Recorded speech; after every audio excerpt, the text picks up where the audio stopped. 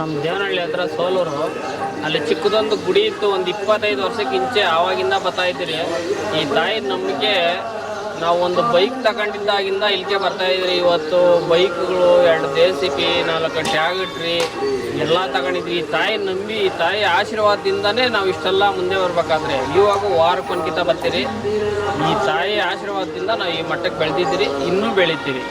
ಈ ತಾಯಿ ಇದ್ದೋದೇ ಪೂಜೆ ಕೊಡ್ಬೇಕು ಅನ್ನೋದು ಏನೂ ಇಲ್ಲ. ಈ ತಾಯಿ ಆಶೀರ್ವಾದದಿಂದ ನಾವು ಬೆಳಿತೇನೆ ಇದ್ದೀರಿ. ವಾರಕ್ಕೊಂದ್ಕಿತ, ವಾರಕ್ಕೆ 2 ಕಿತ ಇದ್ರೆ 15 ದಿವ್ಸಕ್ಕೊಂದ್ಕಿತ ಬರ್ತೇನೆ ಇದ್ದೀರಿ.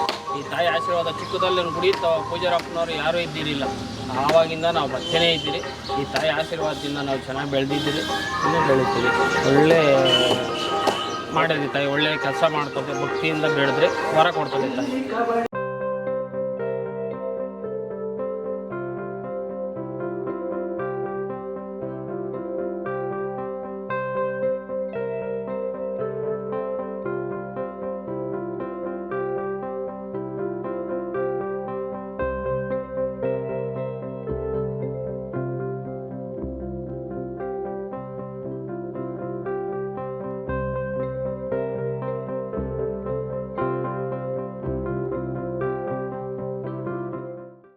ನಮ್ದು KR ಹತ್ರ ಬಟ್ರೇನೆ, ಅಲ್ಲಿಂದ ಬರ್ತೀರಿ. ನಾವು ತುಂಬಾ ವರ್ಷದಿಂದ ಚಿಕ್ಕ ಗುಡಿಯಿಂದ ಬರ್ತೀವಿ.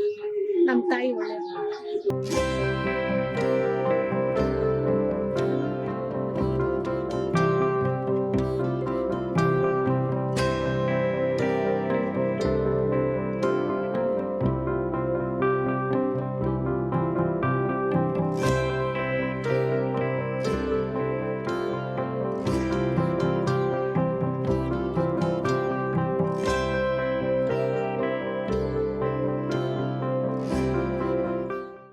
ನಾವು ಸುಮಾರು ವರ್ಷದಿಂದ ಹೊಸಕೋಟೆಗೆ ನಮ್ಮ ಪ್ರಾಪರ್ಟಿ ಕೇಸ್ ಆಗಿತ್ತು. ಆವತ್ತಿಂದ ಬಂದು ದೇವದರ್ಶನ ಮಾಡ್ಕೊಂಡು ಹೋಗ್ತಾ ಇದ್ದೀನಿ. ಏನು ಆವತ್ತಿಂದ ಒಳ್ಳೆಯದಾಗಿದೆ. ಇದ್ರ ಬಗ್ಗೆ ನಮ್ಮ ಕನಸು ಬಂದಿತ್ತು. ಈ ಕೋರ್ಟ್ ಕೇಸ್ ವಿಚಾರದಲ್ಲಿ ಸ್ವಲ್ಪ